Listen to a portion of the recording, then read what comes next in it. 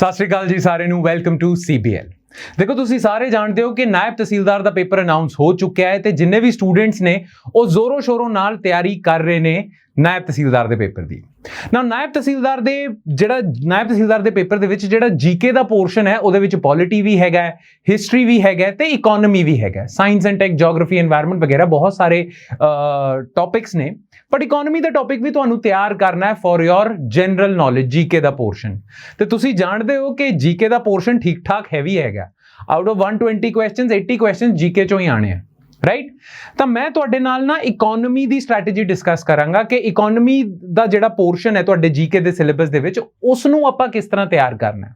ਤਾਂ ਅੱਜ ਮੈਂ ਤੁਹਾਡੇ ਨਾਲ ਨਾ economy related previous year questions discuss ਕਰਾਂਗਾ for Nayab tehsildar, right.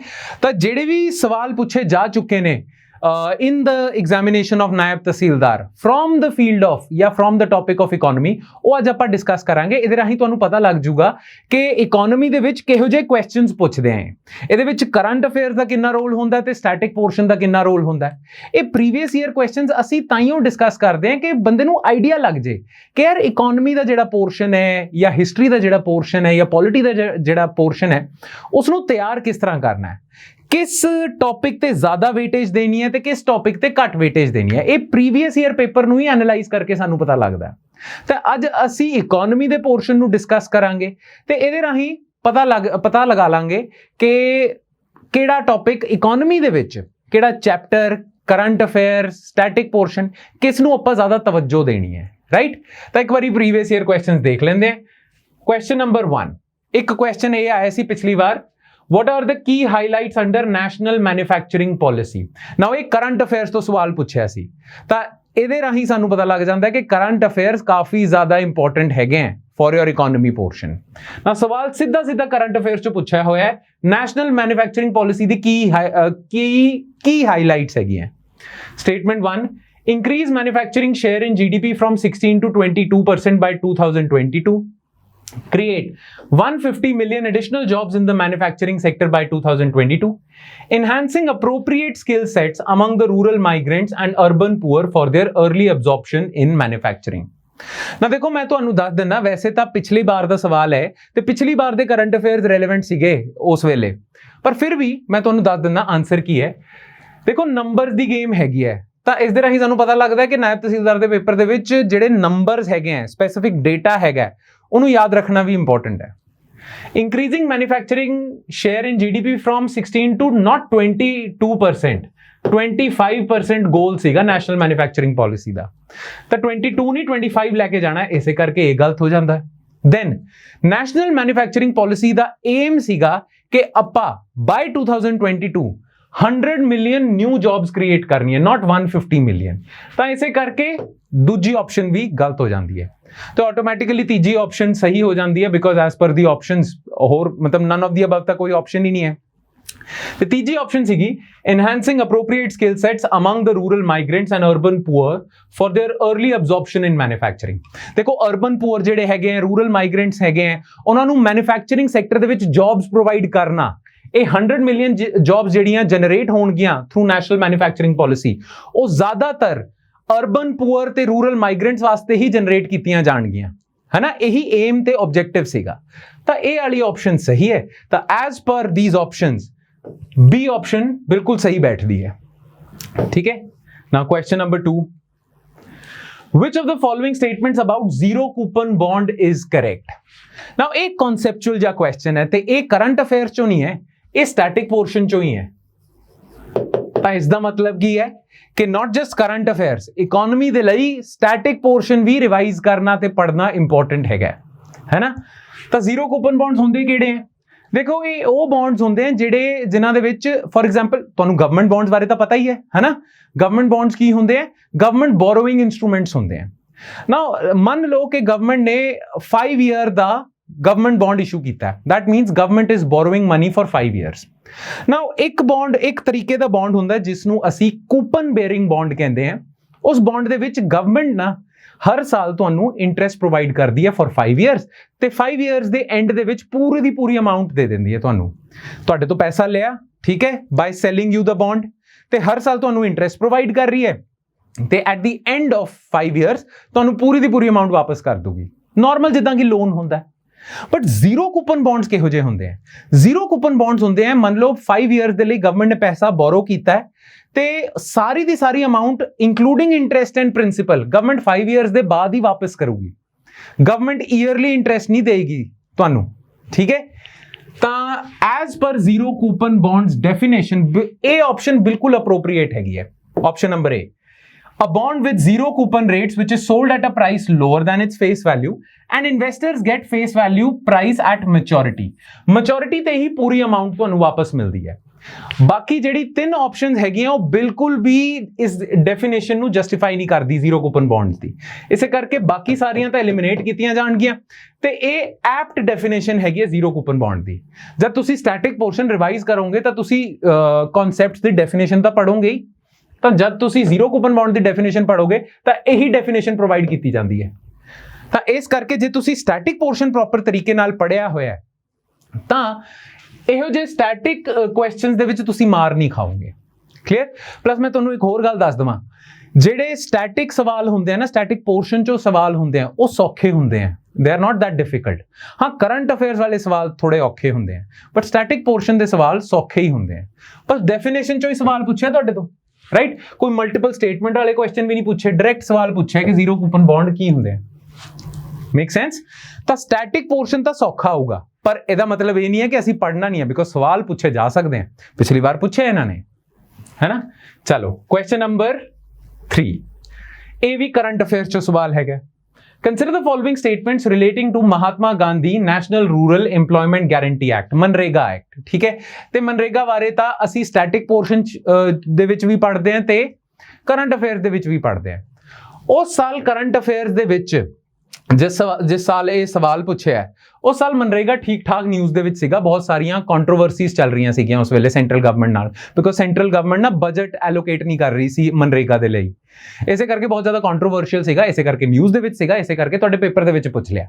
But ਅਸੀਂ ਮਨਰੇਗਾ ਨੂੰ ਸਟੈਟਿਕ ਦੇ ਵਿੱਚ ਵੀ ਕਵਰ ਕਰਦੇ ਹਾਂ, ਹੈ ਨਾ। ਮਨਰੇਗਾ ਦੀ ਜਿਹੜੇ ਫੀਚਰਸ ਹੈਗੇ ਆ, ਮਨਰੇਗਾ ਦੇ ਫੀਚਰਸ ਜਿਹੜੇ ਹੈਗੇ ਆ ਉਹ ਸਾਨੂੰ ਪਤਾ ਹੋਣੇ ਚਾਹੀਦੇ ਆ, ਭਾਵੇਂ ਅਸੀਂ ਸਟੈਟਿਕ ਪੋਰਸ਼ਨ ਪੜ੍ਹ ਰਹੇ ਹਾਂ ਜਾਂ ਭਾਵੇਂ ਆਪਣਾ ਕਰੰਟ ਅਫੇਅਰਸ ਕਰ ਰਹੇ, ਹੈ ਨਾ। Now, ਮਨਰੇਗਾ ਦੇ ਵਿੱਚ 100 days of guaranteed ਜਾਂ mandatory employment should be provided to rural job seekers।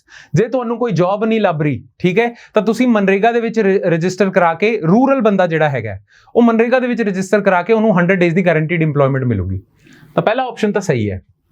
Equal wage rate should be paid to male and female workers। ਦੇਖੋ ਸਰਕਾਰ ਨੇ ਇਸ ਗੱਲ ਦਾ ਧਿਆਨ ਰੱਖਿਆ ਹੈ ਕਿ equal pay for equal work ਮਿਲੇ, ਠੀਕ ਹੈ। ਜੇ ਮੇਲ ਤੇ ਫੀਮੇਲ ਵਰਕਰਸ ਇਕੁਅਲ ਕੰਮ ਕਰ ਰਹੇ ਹੈ ਤਾਂ ਉਹਨਾਂ ਨੂੰ ਇਕੁਅਲ ਪੇਮੈਂਟ ਮਿਲਣੀ ਚਾਹੀਦੀ ਹੈ, ਇਹੋ ਜਿਹੀ ਜੈਂਡਰ ਡਿਸਕ੍ਰਿਮੀਨੇਸ਼ਨ ਨਹੀਂ ਹੋਣੀ ਚਾਹੀਦੀ ਹੈ, ਇਹ ਤਾਂ ਬਿਲਕੁਲ ਸਹੀ ਹੈ। ਪਲੱਸ ਤੁਹਾਨੂੰ ਪਤਾ ਤੁਹਾਡੇ directive principals of state policy ਦੇ ਵਿੱਚ ਵੀ ਲਿਖਿਆ ਹੋਇਆ ਹੈ equal pay for equal work, ਤਾਂ ਸਰਕਾਰ ਡਿਸਕ੍ਰਿਮੀਨੇਟ ਜੈਂਡਰ ਦੇ ਬੇਸਿਸ ਤਾਂ ਬਿਲਕੁਲ ਨਹੀਂ ਕਰੂਗੀ, ਤਾਂ ਇਸੇ ਕਰਕੇ ਇਹ ਵੀ ਸਹੀ ਹੈ। ਅੱਛਾ, ਸਰਕਾਰ ਨੇ ਫੀਮੇਲਸ ਨੂੰ ਰਿਜ਼ਰਵੇਸ਼ਨ ਵੀ ਦਿੱਤੀ ਹੋਈ ਹੈ ਮਨਰੇਗਾ ਦੇ ਵਿੱਚ, 1/3 of beneficiary should be woman, ਇਹ ਵੀ ਬਿਲਕੁਲ ਸਹੀ ਹੈ। ਫੋਰਥ ਆਪਸ਼ਨ ਕੀ ਹੈ? Employment should be provided only to the people below poverty line। ਨਾ, ਇਹੋ ਜਿਹਾ ਕੁਝ ਨਹੀਂ ਹੈ। ਜੇ ਤੁਸੀਂ ਅਬਵ ਪਾਵਰਟੀ ਲਾਈਨ ਵੀ ਹੋ ਪਰ ਤੁਹਾਨੂੰ ਜੌਬ ਨਹੀਂ ਲੱਭ ਰਹੀ ਤੇ ਤੁਸੀਂ ਰੂਰਲ ਰੈਜ਼ੀਡੈਂਟ ਹੋ ਤਾਂ ਤੁਸੀਂ ਅਪਲਾਈ ਕਰ ਸਕਦੇ ਹੋ ਅੰਡਰ ਮਨਰੇਗਾ। ਇਹਦੇ ਲਈ ਬਿਲੋ ਪਾਵਰਟੀ ਲਾਈਨ ਹੋਣ ਦੀ ਲੋੜ ਨਹੀਂ ਹੈਗੀ, ਇਹ ਕੁਆਲੀਫਿਕੇਸ਼ਨ ਨਹੀਂ ਹੈਗੀ ਹੈ, ਠੀਕ ਹੈ। ਤਾਂ this is wrong, the correct answer is B. ਤਾਂ ਹਜੇ ਤੱਕ ਅਸੀਂ 3 ਕੁਐਸਚਨ ਕਰ ਚੁੱਕੇ ਹਾਂ, ਇੱਕ ਸਟੈਟਿਕ ਪੋਰਸ਼ਨ ਚੋਂ ਸੀਗਾ, ਇੱਕ ਬਿਲਕੁਲ ਕਰੰਟ ਅਫੇਅਰਸ ਤੋਂ ਸੀਗਾ ਤੇ ਇੱਕ ਹੈਗਾ ਸਟੈਟਿਕ ਪਲੱਸ ਕਰੰਟ ਅਫੇਅਰਸ ਦਾ ਮਿਕਸਚਰ, ਇਹ ਮਨਰੇਗਾ ਵਾਲਾ। ਤਾਂ ਸਟੈਟਿਕ ਵੀ ਇੰਪੋਰਟੈਂਟ ਹੈ, ਕਰੰਟ ਵੀ ਇੰਪੋਰਟੈਂਟ ਹੈ, ਠੀਕ ਹੈ, ਇਹ ਧਿਆਨ ਰੱਖਣਾ। ਇਸੇ ਕਰਕੇ ਅਸੀਂ ਐਨਾਲਾਈਜ਼ ਕਰ ਰਹੇ ਹਾਂ ਪ੍ਰੀਵੀਅਸ ਈਅਰ ਕੁਐਸਚਨਸ। ਨਾਓ ਮੈਚ ਦ ਫੋਲੋਇੰਗ। ਨਾ ਤੁਹਾਨੂੰ ਫੁੱਲ ਫਾਰਮ ਜੇ ਨਹੀਂ ਪਤਾ ਤਾਂ ਤੁਸੀਂ ਨਹੀਂ ਮੈਚ ਕਰ ਸਕਦੇ। ਮੈਚ ਕੀ ਕਰਨਾ ਹੈ ਕਿ ਇੱਥੇ ਐਕਟਸ ਦਿੱਤੇ ਹੋਏ ਹੈ ਜਾਂ ਗਵਰਨਮੈਂਟ ਦੇ ਕਾਨੂੰਨ ਦਿੱਤੇ ਹੋਏ ਹੈ ਤੇ ਉਹਨਾਂ ਦਾ ਪਰਪਸ ਦਿੱਤਾ ਹੋਇਆ ਹੈ, ਠੀਕ ਹੈ। ਤੇ ਜਿਹੜਾ ਗਵਰਨਮੈਂਟ ਦਾ ਕਾਨੂੰਨ ਹੈ ਉਸ ਨੂੰ ਤੁਸੀਂ ਉਸਦਾ ਜਿਹੜਾ ਪਰਪਸ ਹੈ ਉਸਦੇ ਨਾਲ ਮੈਚ ਕਰਨਾ। ਤਾਂ MRTP ਦਾ ਫੁੱਲ ਫਾਰਮ ਕੀ ਹੈ? Monopoly and restrictive trade practices act. Monopoly and restrictive trade practices act. ਦੇਖੋ ਕਿਸੇ ਵੀ ਇੰਡਸਟਰੀ ਦੇ ਵਿੱਚ ਕੋਈ ਜੇ ਇੰਡਸਟਰੀ ਮੋਨੋਪੋਲਾਈਜ਼ ਕਰ ਲੈਂਦੀ ਹੈ ਤਾਂ ਉਸ ਦੇ ਖਿਲਾਫ ਕਾਰਵਾਈ ਹੋ ਸਕਦੀ ਹੈ, ਠੀਕ ਹੈ। ਕੋਈ ਵੀ ਇੰਡਸਟਰੀ ਹੈ, ਭਾਵੇਂ ਟੈਲੀਕਾਮ ਇੰਡਸਟਰੀ ਮੰਨ ਲਓ ਤੁਸੀਂ, ਟਿੰਬਰ ਇੰਡਸਟਰੀ ਮੰਨ ਲਓ, ਆਇਰਨ ਐਂਡ ਸਟੀਲ ਇੰਡਸਟਰੀ ਮੰਨ ਲਓ, ਤਾਂ ਅਸੀਂ ਚਾਹੁੰਦੇ ਹਾਂ ਕਿ ਯਾਰ ਕਨਸੈਂਟ੍ਰੇਸ਼ਨ ਆਫ ਪਾਵਰ ਨਾ ਹੋਵੇ, ਮੋਨੋਪੋਲੀ ਨਾ ਹੋਵੇ, ਫ੍ਰੀ ਫॉर ਆਲ ਹੋਣਾ ਚਾਹੀਦਾ। ਸਾਰੇ ਬਿਜ਼ਨੈਸਿਸ ਨੂੰ ਮੌਕਾ ਮਿਲਣਾ ਚਾਹੀਦਾ ਕਿ ਉਹ ਉਸ ਪਾਰਟਿਕੂਲਰ ਖੇਤਰ ਦੇ ਵਿੱਚ, ਉਸ ਪਾਰਟਿਕੂਲਰ ਸੈਕਟਰ ਦੇ ਵਿੱਚ ਬਿਜ਼ਨਸ ਕਰ ਸਕਣ, ਹੈ ਨਾ। ਤਾਂ monopolies and restrictive trade practices act actually monopolisation of any industry ਨੂੰ ਰੋਕਦਾ ਹੈ, ਠੀਕ ਹੈ। MRTP ਤਾਂ ਪ੍ਰੋਪਰ ਆਪਸ਼ਨ ਕੀ ਬਣਦੀ ਹੈ ਇਹਦੀ? Control of unfair trade practices, because unfair trade practices ਦੇ ਰਾਹੀਂ ਤੁਸੀਂ ਮੋਨੋਪੋਲਾਈਜ਼ ਕਰਦੇ ਹੋ ਇੰਡਸਟਰੀ ਨੂੰ, ਠੀਕ ਹੈ। ਕਈ ਲੋਕ ਤਾਂ ਰਿਲਾਇੰਸ ਜੀਓ ਦੇ ਵਿੱਚ ਐਲੀਗੇਸ਼ਨ ਲਾਉਂਦੇ ਆ ਕਿ ਯਾਰ ਰਿਲਾਇੰਸ ਜੀਓ ਨੇ ਅਨਫੇਅਰ ਟ੍ਰੇਡ ਪ੍ਰੈਕਟਿਸਿਸ ਯੂਜ਼ ਕੀਤੀਆਂ ਤੇ ਇਸੇ ਕਰਕੇ ਮੋਨੋਪੋਲਾਈਜ਼ ਕਰ ਲਿਆ, ਕਰਤਾ ਪੂਰੀ ਆਪਣੀ ਟੈਲੀਕਾਮ ਇੰਡਸਟਰੀ ਨੂੰ, ਹੈ ਨਾ। ਕਈ ਲੋਕੀ ਕਹਿੰਦੇ ਆ ਇਹੋ ਜਿਹਾ, ਮਤਲਬ ਇਹੋ ਜਿਹੇ ਐਲੀਗੇਸ਼ਨ ਲਾਉਂਦੇ ਆ, ਠੀਕ ਹੈ। ਤਾਂ ਐਲੀਗੇਸ਼ਨ ਵੈਲਿਡ ਵੀ ਹੋ ਸਕਦੇ ਆ ਤੇ ਇਨਵੈਲਿਡ ਵੀ ਹੋ ਸਕਦੇ ਆ, ਆਪਣੀ ਡਿਬੇਟ ਹੈਗੀ ਹੈ। ਪਰ ਬਹੁਤ ਸਾਰੇ ਲੋਕੀ ਮੰਨਦੇ ਆ ਕਿ ਯਾਰ ਉਹ ਤਾਂ ਨਾ ਸਰਕਾਰ ਨਾਲ ਸੈਟਿੰਗ ਸੀਗੀ, ਵਰਨਾ ਜੋ ਕੁਝ ਰਣਨੀਤੀ, ਜਿਹੜੀ ਵੀ ਰਣਨੀਤੀ ਆਪਣੀ ਜੀਓ ਨੇ ਅਪਣਾਈ ਹੈ, ਰਿਲਾਇੰਸ ਜੀਓ ਨੇ ਅਪਣਾਈ ਹੈ, ਉਹ MRTP ਦੀ ਖਿਲਾਫਤ ਹੈਗੀ ਹੈ, ਉਹਦੇ ਖਿਲਾਫ ਕਾਰਵਾਈ ਹੋਣੀ ਚਾਹੀਦੀ ਸੀ, ਬਟ ਨਹੀਂ ਹੋਈ। ਪਰ ਤੁਸੀਂ ਸਮਝ ਤਾਂ ਗਏ ਐਗਜ਼ਾਮਪਲ ਰਾਹੀਂ ਕਿ ਯਾਰ MRTP ਕਿਸ ਚੀਜ਼ ਨੂੰ ਰੋਕਦਾ ਹੈ? ਅਨਫੇਅਰ ਟ੍ਰੇਡ ਪ੍ਰੈਕਟਿਸਿਸ ਰਾਹੀਂ ਤੁਸੀਂ ਜੇ ਮੋਨੋਪੋਲਾਈਜ਼ ਕਰ ਰਹੇ ਹੋ ਕਿਸੇ ਇੰਡਸਟਰੀ ਨੂੰ ਤਾਂ ਤੁਹਾਡੇ ਖਿਲਾਫ ਕਾਰਵਾਈ ਹੋਊਗੀ ਅੰਡਰ ਦਿਸ ਐਕਟ, ਠੀਕ ਹੈ। ਫੇਮਾ ਦਾ ਫੁੱਲ ਫਾਰਮ ਕੀ ਹੈ? Foreign exchange management act. ਤੇ ਇਹ ਤਾਂ ਸਿੱਧਾ ਸਿੱਧਾ ਹੋ ਗਿਆ ਮੇਨਟੇਨੈਂਸ ਆਫ ਫੋਰਨ ਐਕਸਚੇਂਜ। ਤਾਂ ਇਹ ਦਾ ਤਾਂ ਹੋ ਗਿਆ ਆਪਣਾ 3 ਤੇ ਫੇਮਾ ਦਾ ਹੋ ਗਿਆ 1, ਠੀਕ ਹੈ। ਇੰਡਸਟਰੀਅਲ ਡਿਸਪਿਊਟਸ, ਤਾਂ ਇੰਡਸਟਰੀਅਲ ਡਿਸਪਿਊਟਸ ਤਾਂ ਹੁੰਦਾ ਜਨਰਲੀ ਫੈਕਟਰੀ ਓਨਰਸ ਤੇ ਲੇਬਰਰਸ ਦੇ ਵਿੱਚ। ਫੈਕਟਰੀ ਓਨਰਸ ਤੇ ਲੇਬਰਰ ਦੇ ਵਿੱਚ ਬਹੁਤ ਸਾਰੇ ਡਿਸਪਿਊਟਸ ਹੁੰਦੇ ਆ, ਹੈ ਨਾ। ਉਹਨਾਂ ਨੂੰ ਪੀਸਫੁਲੀ ਜੇ ਅਸੀਂ ਰਿਜ਼ੋਲਵ ਕਰ ਲਈਏ ਤਾਂ ਵਧੀਆ ਰਹੂਗਾ ਇੰਡਸਟਰੀ ਦੇ ਲਈ, ਬਿਕੋਜ਼ ਜੇ ਇੰਡਸਟਰੀ ਦੇ ਵਿੱਚ ਪੀਸ ਨਹੀਂ ਹੈਗੀ ਤਾਂ ਉਹ ਇੰਡਸਟਰੀ ਗਰੋ ਨਹੀਂ ਕਰ ਸਕਦੀ। ਸੋ for maintenance of industrial piece ਅਸੀਂ ਇੰਡਸਟਰੀਅਲ ਡਿਸਪਿਊਟਸ ਐਕਟ ਲੈ ਕੇ ਆਏ, ਠੀਕ ਹੈ। ਤਾਂ ਸੀ ਦਾ ਬਣਦਾ ਪ੍ਰਮੋਸ਼ਨ ਆਫ ਇੰਡਸਟਰੀਅਲ ਪੀਸ। ਤੇ ਵੈਲਥ ਟੈਕਸ, ਅਮੀਰ ਲੋਕਾਂ ਦੇ ਉੱਤੇ ਵੈਲਥ ਟੈਕਸ ਅਪਲਾਈ ਕੀਤਾ ਜਾਂਦਾ ਤਾਂ ਕਿ ਅਮੀਰ ਹੋਰ ਅਮੀਰ ਨਾ ਹੋ ਸਕਣ ਤੇ ਗਰੀਬ ਹੋਰ ਗਰੀਬ ਨਾ ਹੋ ਸਕੇ, ਹੈ ਨਾ। ਤਾਂ reducing the concentration of economic power, ਤਾਂ ਵੈਲਥ ਟੈਕਸ ਦਾ ਇੱਥੇ। ਤਾਂ ਇਸ ਹਿਸਾਬ ਨਾਲ ਤਾਂ ਡੀ ਆਪਸ਼ਨ ਬਣਦਾ ਹੈ। ਫਰਸਟ ਦਾ 3 ਹੈਗਾ, ਸੈਕਿੰਡ ਦਾ 1 ਹੈਗਾ, ਆਪਣਾ ਇੰਡਸਟਰੀਅਲ ਡਿਸਪਿਊਟਸ ਦਾ 2 ਹੈਗਾ ਤੇ ਵੈਲਥ ਟੈਕਸ 4 ਹੈਗਾ, ਡੀ ਆਪਸ਼ਨ, ਠੀਕ ਹੈ। ਚਲੋ next, according to union budget of India. ਹੁਣ ਇਹ ਸਵਾਲ ਇੰਪੋਰਟੈਂਟ ਹੈ, ਦੇਖੋ ਯੂਨੀਅਨ ਬਜਟ ਤੁਹਾਡੇ ਕਰੰਟ ਅਫੇਅਰਸ ਦਾ ਹਿੱਸਾ ਹੈ, ਤਾਂ ਇਹ ਤਾਂ ਅਸੀਂ ਸੇਫਲੀ ਕੰਕਲੂਡ ਕਰ ਸਕਦੇ ਹਾਂ ਕਿ ਇਕਨੋਮੀ ਦੇ ਪੋਰਸ਼ਨ ਦੇ ਵਿੱਚ ਕਰੰਟ ਅਫੇਅਰਸ ਦੀ ਠੀਕ ਠਾਕ ਵੇਟੇਜ ਹੁੰਦੀ ਹੈ।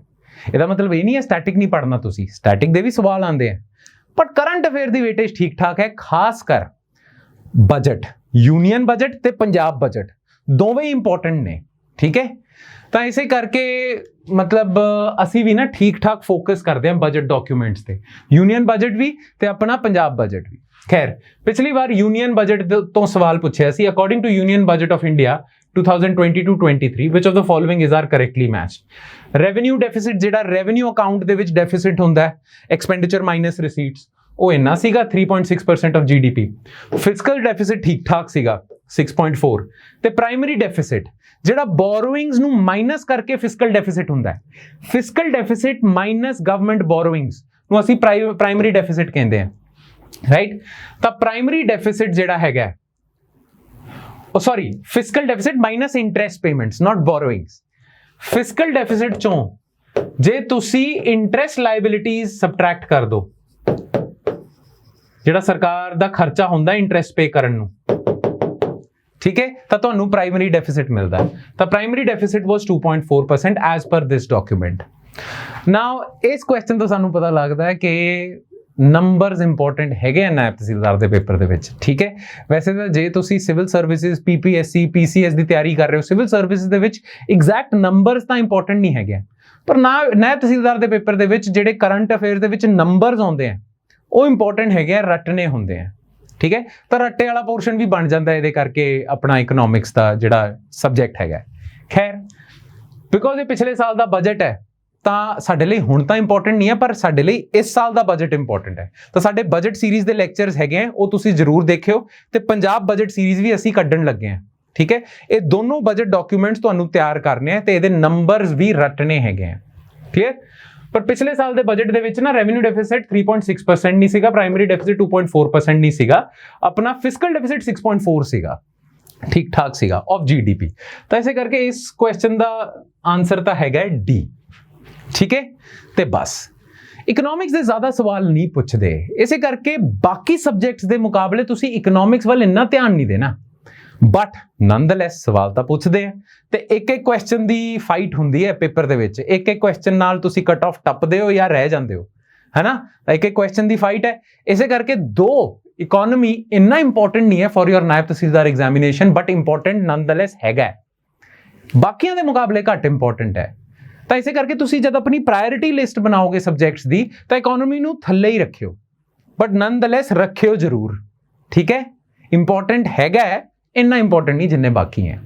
ਤੇ ਇਕਨੋਮੀ ਦੇ ਵਿੱਚ ਅਸੀਂ ਦੇਖ ਚੁੱਕੇ ਹਾਂ ਕਰੰਟ ਅਫੇਅਰਸ ਵੀ ਇੰਪੋਰਟੈਂਟ ਹੈ ਤੇ ਸਟੈਟਿਕ ਪੋਰਸ਼ਨ ਚੋਂ ਵੀ ਸਵਾਲ ਪੁੱਛੇ ਜਾ ਸਕਦੇ ਹਨ, ਇਸੇ ਕਰਕੇ ਦੋਨਾਂ ਦੀ ਤਿਆਰੀ ਕਰਨੀ ਹੈ ਅਸੀਂ। ਆਲਰਾਈਟ, ਚਲੋ ਫਿਰ ਅਸੀਂ ਸਾਰੇ ਸਵਾਲ ਅਸੀਂ ਡਿਸਕਸ ਕਰ ਚੁੱਕੇ ਹਾਂ, ਠੀਕ ਹੈ। ਆਈ ਹੋਪ ਤੁਹਾਨੂੰ ਕਲੈਰਿਟੀ ਹੋ ਗਈ ਹੈ ਤੇ ਹੁਣ ਤੁਸੀਂ ਆਪਣੇ ਇਕਨੋਮੀ ਦੇ ਪੋਰਸ਼ਨ ਦੀ ਤਿਆਰੀ ਥੋੜੇ ਬੈਟਰ ਅਪਰੋਚ ਜਾਂ ਲਰਨਰਡ ਅਪਰੋਚ ਨਾਲ ਕਰ ਸਕਦੇ ਹੋ, ਠੀਕ ਹੈ ਜੀ। ਚਲੋ ਫਿਰ that's it from my side guys, I'll see you next time with more stuff. Thank you so much everyone.